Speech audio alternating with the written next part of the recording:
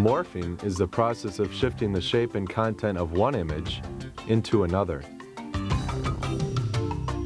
Hi, I'm Dave Lauer from ASDG. You may be familiar with older morphing technologies that use cumbersome points or meshes. Elastic Reality, or ER for short, sets a new standard for Macintosh morphing software by using a shape-based system. This system employs Bezier curves to utilize very flexible and reusable individual shapes. When you draw just one shape using our system, you're actually placing the equivalent of thousands of points on your image. Let's see how we'd use ER to create a basic morph between two people.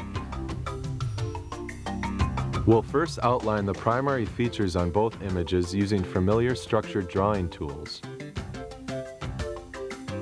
Then we'll use Elastic Reality's A/B mode to see both images at the same time. Now we can join corresponding shapes together. A special correspondence mode shows you exactly how the shapes relate to each other. For your basic morph, this is all you need to do. But Elastic Reality doesn't stop there. Although it's very easy to use, it has enough features to satisfy the professional user. For example, any shape can be placed in its own group. This allows you to have separate motion and dissolve rates for different parts of the image. You can also set different depth levels for each group. This allows parts of the image to pass in front of or behind other parts. A wireframe preview function lets you see how your shapes are working together to create the full effect. Elastic Reality includes many powerful features to easily create full motion effects. Moving morphs and warps usually consist of many frames. With ER, when you draw a shape on one frame, it appears on all the other frames automatically. After you adjust your shapes on a few keyframes, Elastic Reality will tween or fill in the rest. ER can also generate soft edge still or traveling mats.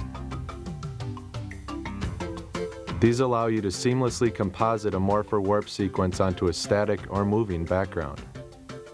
Professional work often requires the use of very high resolution images.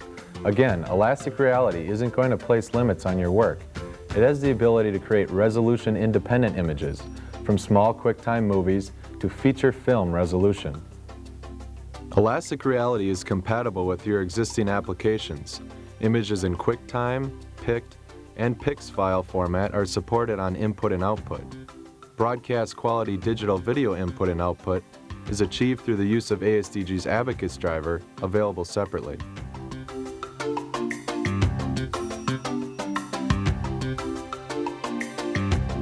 With our outline-based technology, you can take advantage of shapes that are already present in your images instead of applying some mathematical abstractions.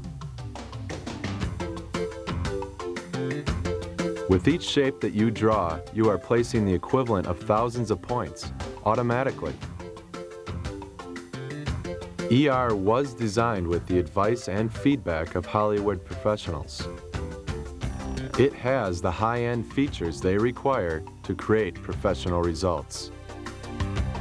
Elastic Reality is the professional's choice for broadcast and motion picture morphing effects.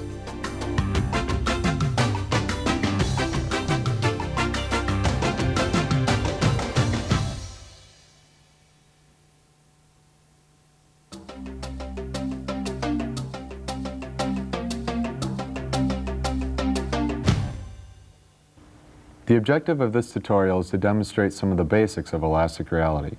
In it, we'll perform some warps on a human face using only two squares. You'll be astonished at the variety of effects that can be created with just two shapes and a little imagination. Please follow along step by step. Start Elastic Reality by double-clicking on its icon. Our first operation is to choose the image which will be warped. Choose Import Roll A image from the File menu. Load the mail-picked image which was supplied on your tutorial disk. A miniature stamp of your image will appear on the project window. Switch to the Edit window by double-clicking on the FX roll.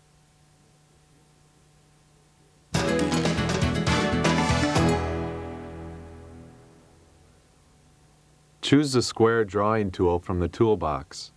Draw a square completely surrounding the man's image. You can adjust the square by dragging on its corner points. This first square is our source shape. Now let's make a target shape. Choose the square tool again and draw a second square inside the first one. If it doesn't end up exactly where you like it, grab it with the pointer along one of its sides and move it around till it's nicely centered.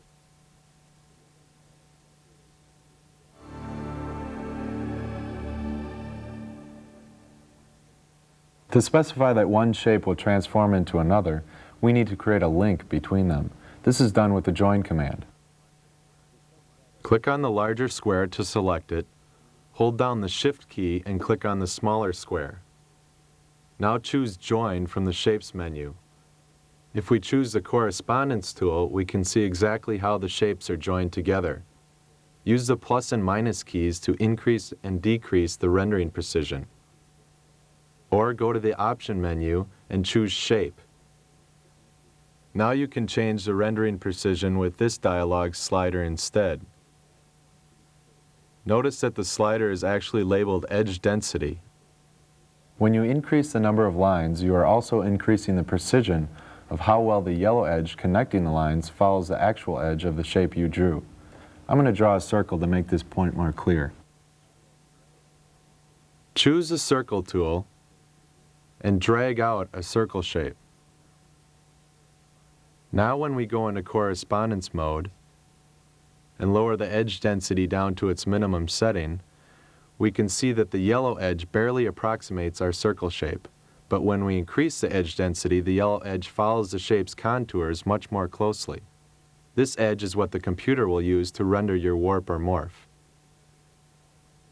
We can delete our circle by selecting it and hitting the Delete key. Now let's close the Shape Options window by clicking on its Close box.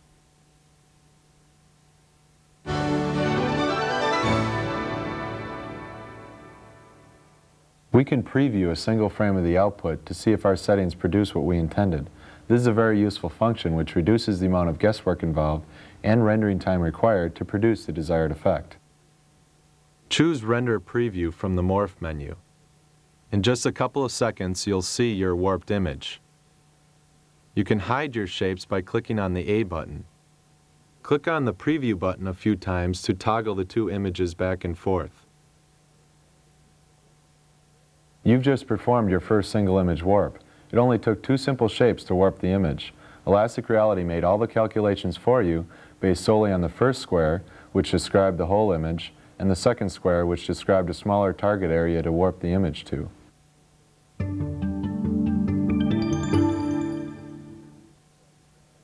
We're going to change the position and size of our two squares, so instead of shrinking his entire head, part of it will balloon out. Make sure the A button is on so you can see your shapes. Now select your joined shapes and choose Unjoin from the Shape menu. Drag the larger square down to a smaller size and place it inside the other square. Now we'll join this small square to the larger square.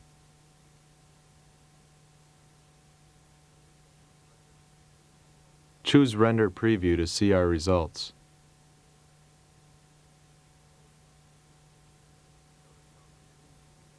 Notice how the new preview image replaced the previous one. Switch from the preview view to the normal view again.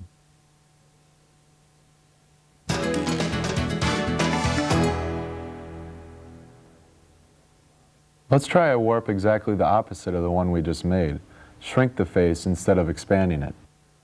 Select the joined pair of squares and select Unjoin from the Shapes menu again.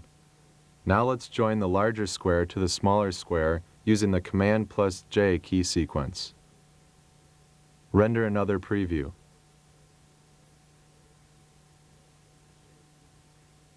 The shapes are in the same positions as they were before. All you've done is reverse their source and target relationship. Let's stop and consider exactly what you've seen happen so far. Two square shapes surround and describe different parts of an image.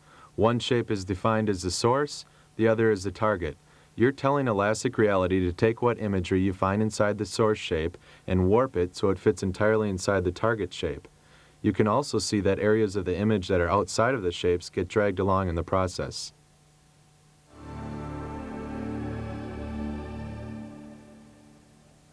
We can control this effect by adding another shape to keep his hair tacked down in place while his face changes. This new shape acts as a barrier. Use the circle tool to draw a circle around the joined shapes. The outer circle is the barrier that will prevent any distortion from happening to the surrounding parts of his head. Render another preview picture and observe how the barrier shape does its job. Notice that all imagery outside of the circle did not get modified. Explore the possibilities that just two squares or two circles offer for warp effects. Move them around, resize them, or try overlapping one on top of the other, or move one entirely outside of the other. For another variation, you could rotate one or both shapes. Select the shape you wish to rotate, hold down the Control key, and click and drag on one of the corner points.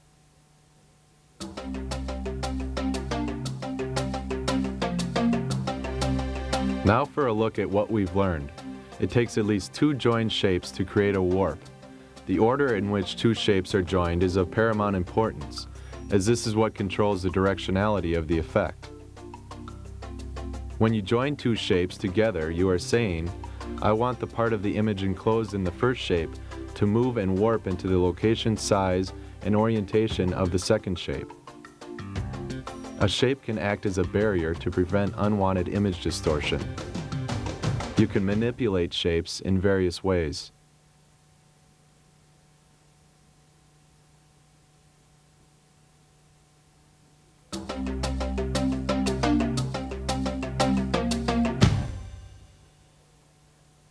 This tutorial expands on what you learned in Tutorial 1 by letting you see the same kinds of simple warp effects happen over time, animated in a QuickTime movie, instead of just in a single still image. If you're satisfied with the results of your first project, you need change nothing. If you'd prefer to start fresh, drag box select your existing shapes and hit the Delete key.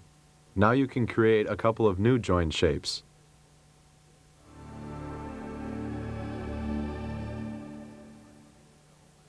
We first need to tell Elastic Reality how long we want the animation to be. Go to the Project window by selecting Project from the Window menu. Next, click on the frame number bar in the FX row. Enter the number 20 for frame duration. This sets us up a 20-frame animation. Choose Morph options from the Morph menu. This menu only affects rendered output, not previews. Turn on anti-aliasing and click OK to accept the other default settings. Now choose Output options from the Morph menu. We want to reduce the size of our output so that our movie plays faster. With the aspect set to original, type in 160 in the first field, and this will automatically change our height to 200. Our start and end frames are set correctly, so click on OK.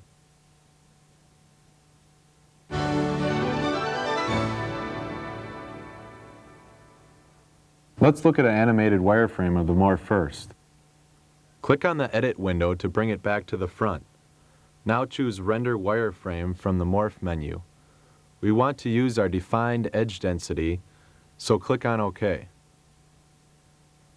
Use the VCR style controls at the bottom of the window to play your wireframe animation. You can click on the frame number indicator to jump to any specific frame number of the wireframe animation. This project isn't much to look at in wireframe mode, but as you create more sophisticated projects in the future, you'll use this mode often to check your shape's motion. Exit the wireframe preview mode by clicking on its button.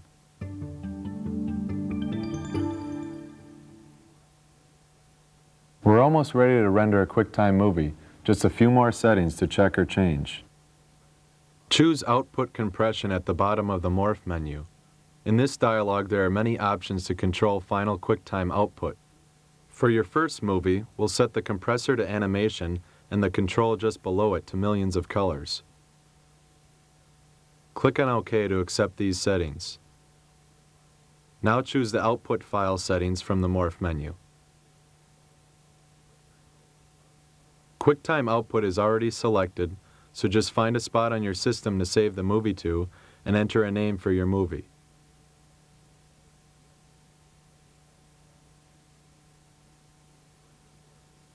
Choose Render Morph from the Morph menu.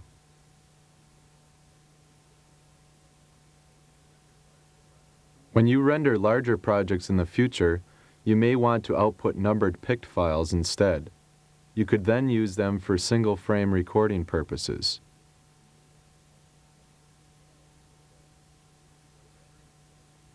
When rendering is finished, your movie is saved to disk.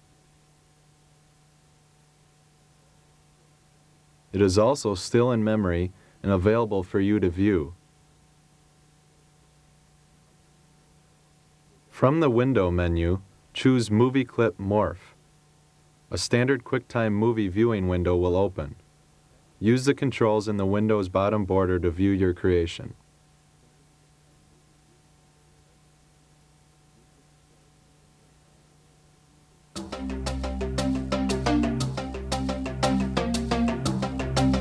Here's what we've learned. How to animate a warp. How to change the image size for a movie or other final output and still maintain the original aspect ratio. How to render a wireframe version of a movie to preview its shape's movement. How the various output options work. How to render a movie. How to view a finished movie.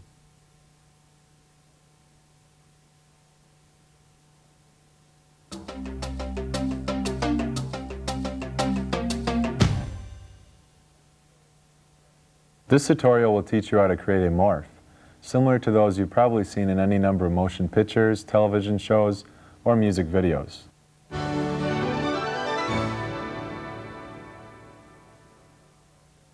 Start a new project by selecting New under the File menu. If you don't want to save your last project, select No from this requester. Load in the female pict into Role A and the male pict image into Role B. These images were included on your tutorial disk.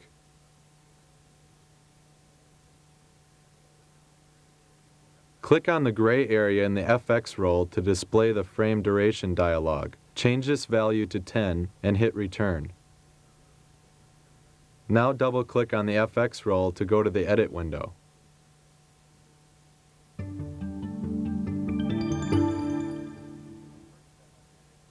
The first step is to create the shapes for the woman, our A-roll image, then similar ones for the man, our B-roll image.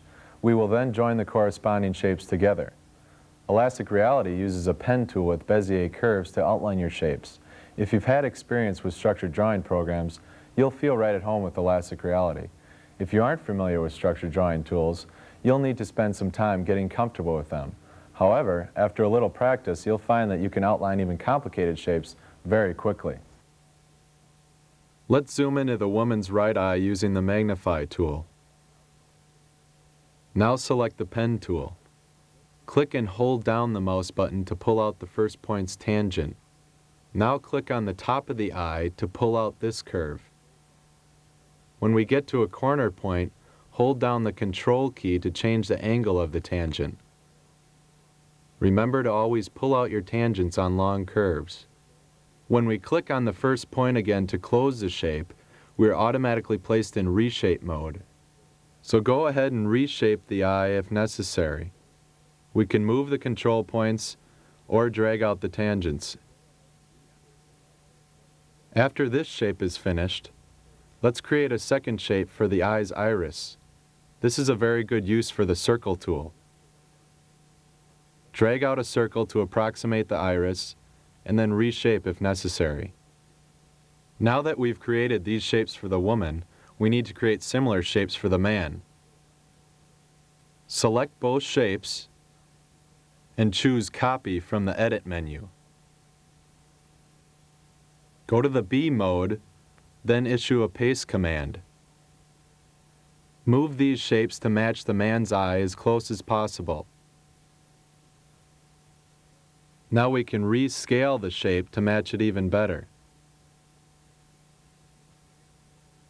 Once you get it close enough, we can move to reshape mode and modify the shape's control points and tangents. In some cases, it is often easier to just draw a new shape from scratch instead of cutting and pasting. Just don't forget that you have these tools at your disposal, as they often do save you quite a bit of time. Switch to A/B mode so that we can see both images at the same time. Now we can join corresponding shapes together. Once we have this feature completed, you can go ahead and do the left eye, nose, and mouth. If you've never used structured drawing tools before, take your time. Don't forget that we can always readjust the shapes later. Remember that after you finish a shape, you have actually placed the equivalent of thousands of points on your image.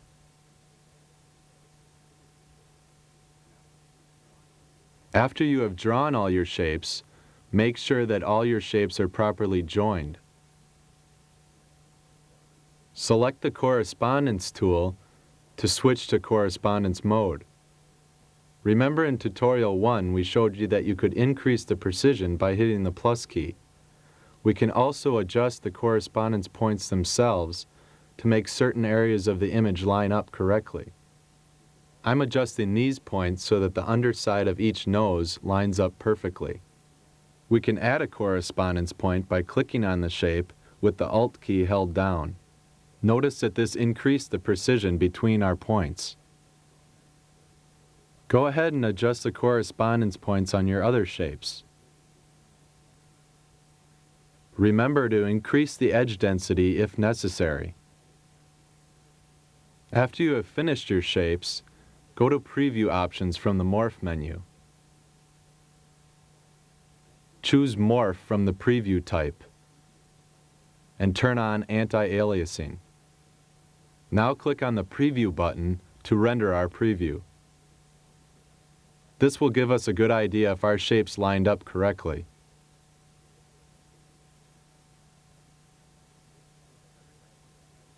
Everything looks good so far. Go to Save As from the File menu to save your progress. Type in a name for your project and hit Return.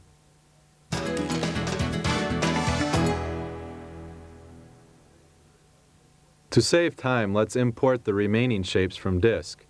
Select from the File menu Import Roll A Shapes. Now select the file called Female Shapes, which was included on your tutorial disk. We want to add the imported shapes to our current shapes. Now load the male shapes into the B roll. Also select Add. When you switch to each image, you'll see that the imported shapes now combined with your previous shapes. Go to AB mode and join corresponding shapes together. Remember that you can use the Ctrl+J key sequence to join these shapes. It would be a good idea to learn the keyboard equivalents as they do save quite a bit of time. Choose the Correspondence tool from the toolbox. Your imported shapes already have the correspondence points adjusted correctly for you to study. I'm going to zoom in on an important area of this morph. Notice that I added 2 correspondence points to make sure that the ears and the necks lined up correctly.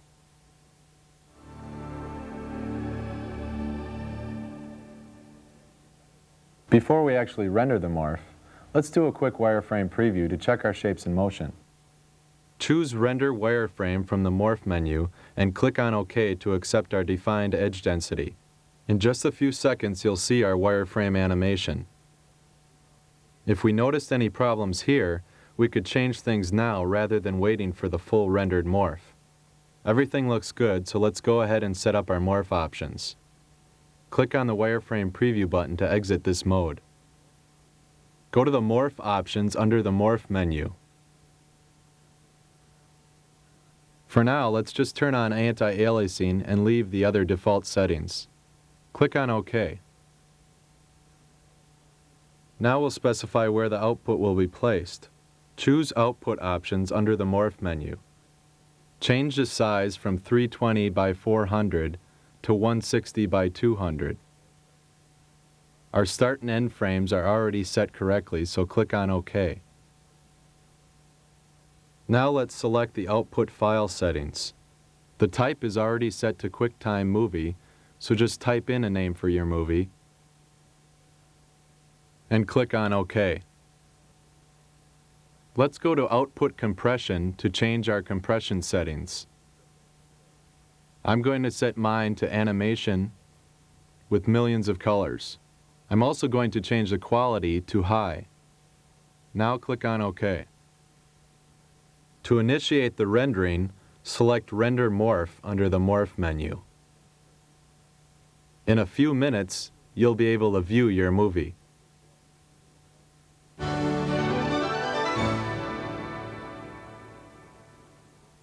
To view your movie, select Movie Clip Morph from the Window menu.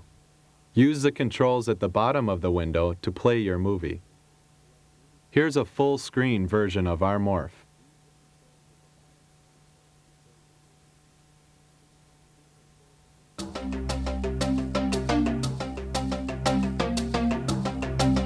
Here's what we've learned.